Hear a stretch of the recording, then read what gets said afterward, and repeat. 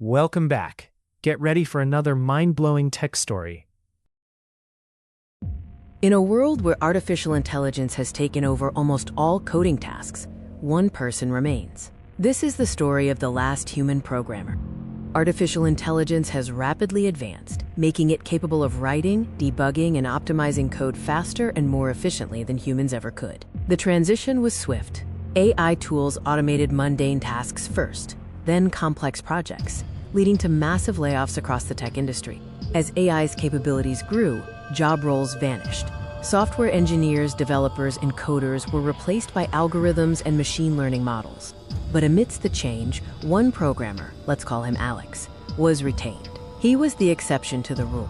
Alex possessed something the AI couldn't replicate: genuine human creativity, intuition, and a deep understanding of human needs that transcends mere logic. While AI excels at solving problems, Alex is crucial for defining the problem itself, innovating new solutions, and guiding the overall architectural vision. Alex represents the future of human programming, focusing on oversight, ethics, and ensuring technology serves genuine human experience.